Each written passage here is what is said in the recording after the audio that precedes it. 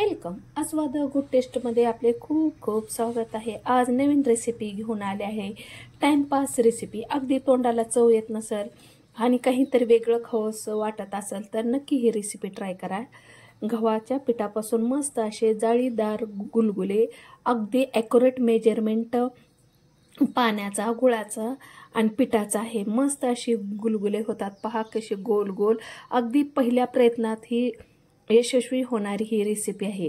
तर मस्त अशी टाइमपास रेसिपी आणि तोंडाला भन्नाट चव देणाऱ्या रेसिपीला सुरुवात करूया. चला मग गुलगुल्याला. एक पातेलं घेतलेलं आहे. 1 वाटी गूळ घेतलेला आहे. हा गूळ मी पाहू शकता चाकून कट करून घेतलेला आहे.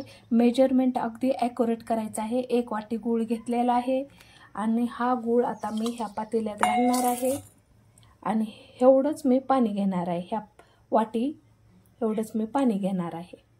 ॲक्युरेट पाणी घेतलेलं आहे. पाहू शकता 1 वाटी गूळ आणि 1 वाटी पाणी घेतलेलं आहे. आता आपण हे पाणी उकळून घेणार आहोत, जेणेकरून पूर्ण गूळ आपला वितळला जाईल, बारीक होईल. गॅस सुरू केलेला आहे आणि गूळ घातलेलं पातेलं ठेवलेलं आहे. फक्त आपल्याला विरघळून घ्यायचं आहे गूळ. अशा प्रकारे अगदी 2 ते 4 मिनिटात हा गूळ विरघळला जातो.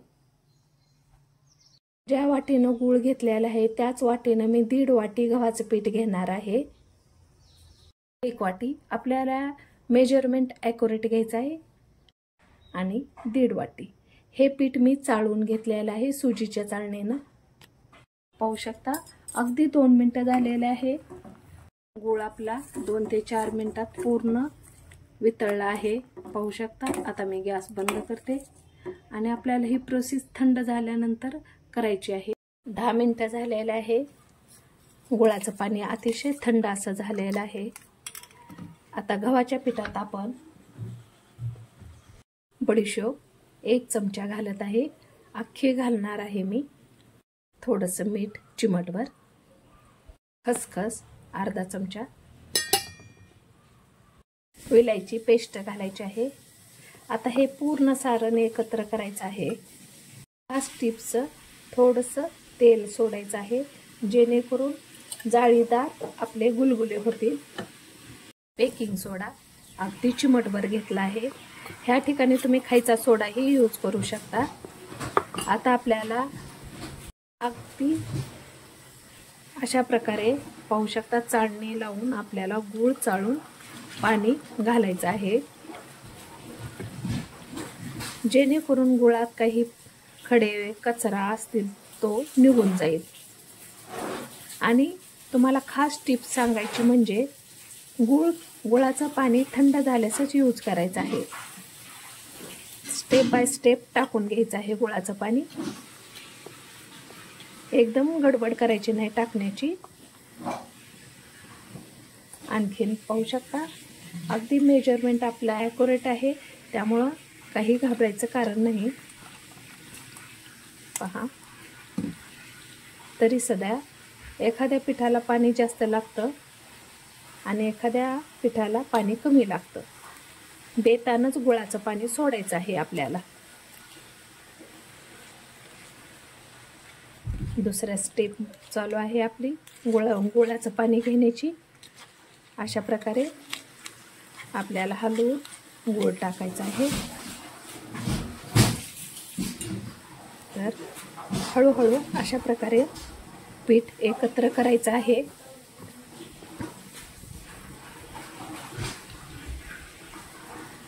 पहा अगदी तुमच्या समोरच कृती आहे.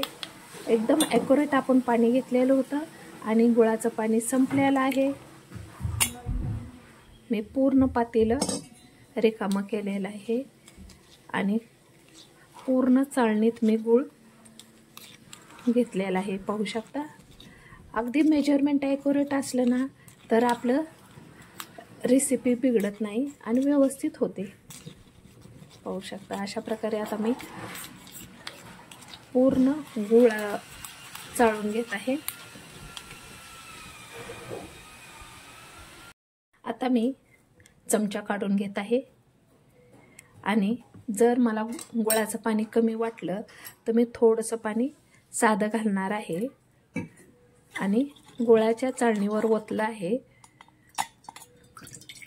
आणि ते पाणी मी चाळून ह्याच्यात ओतणार आहे अशा प्रकारे. आता मी हाताने कालवून घेत आहे. आपण भज्याला ज्याप्रमाणे पीठ करतो ना त्याप्रमाणे अगदी पीठ करून घ्यायचं आहे. जास्त पातळही करायचं नाही आणि जास्त घट्टही करायचं नाही. अगदी सैलसर पीठ करायचं आहे.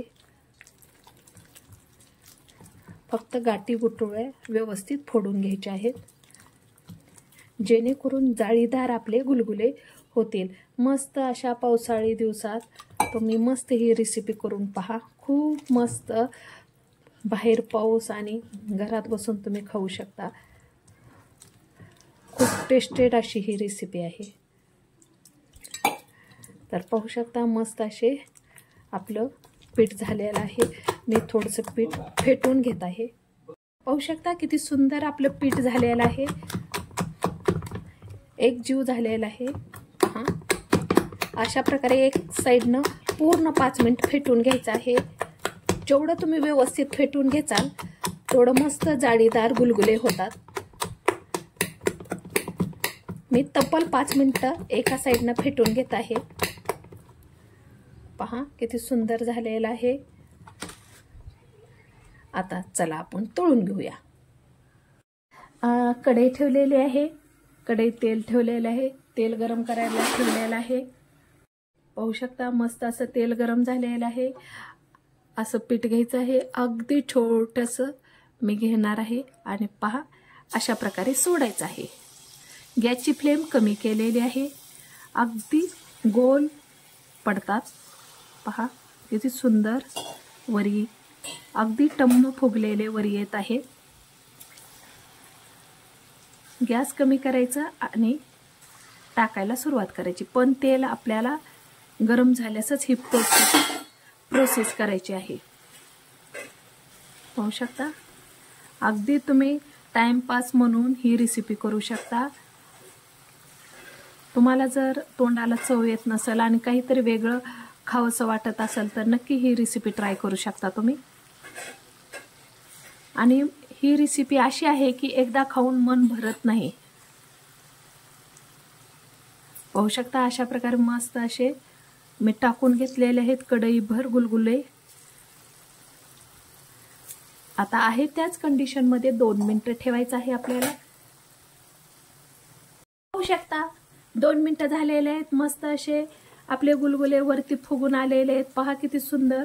आता मी साईड चेंज करत आहे. 2 मिनिटांनी आपल्याला साईड चेंज करून घ्यायची आहे आणि गॅस हे लोच ठेवायचा आहे. पहा टाकताना किती छोटे छोटे होते, आता किती मोठे मोठे झालेले आहेत. लो गॅसवर आपल्याला कमीत कमी 5 ते 7 मिनिटं एक घाणं तळून घ्यायचं आहे त्या कंडिशनमध्ये खालीवरी करून मी ठेवले आहे. पाहू शकता अगदी जाळीदार गुलगुले होतात आपले. 2 ते 3 मिनिटं झालेले आहेत. मस्त असा कलर चेंज होत आहे. पहा तुम्हाला चेंज कलरमध्ये दिसत असेल आहे. पाहू शकता मस्त असे 2 ते 4 मिनिटं झालेले आहेत. मस्त असा आपले गुलगुले तळून झालेले आहेत. अगदी बुडबुडेही कमी झालेले आहेत. तर तुम्हाला कलर चेंज दिसत असेल आणि आकारही किती मस्त आलेला आहे. अगदी सहज आकार गोल गरगरीत आलेला आहे. तर पाहू शकता अशा प्रकारे मस्त असे आता मी गुलगुले काढून घेत आहे. तेलाची बुडबुडे कमी झाल्यानंतरच आपल्याला काढून घ्यायचे आहेत आणि कलर चेंज झाल्यानंतर. तर ह्या प्रोसेसला कमीत कमी 5 मिनिटं लागतात लो गॅसवर एका घाण्याला. तर चला आता मी काढून घेत आहे. पहा किती सुंदर आपले गुलगुले तळून झालेले आहेत. अगदी 2 मिनिटं मी अशा कंडिशनमध्ये क्रॉसमध्ये झारणं ठेवणार आहे जेणेकरून पूर्ण तेल नितळलं जाईल. आणि चला मग आता अशा प्रकारे मी तळून घेते. अशा प्रकारे आता मी पूर्ण तळून घेते. पाहू शकता अशा प्रकारे मस्त असे आपले गुलगुले तळून झालेले आहेत. अगदी कोणताही पाहू शकता तुम्ही. पहा कसा जाळीदार आतमधून झालेला आहे. किती मस्त झालेलं आहे. अगदी टेस्ट तर भन्नाट अशी आहे.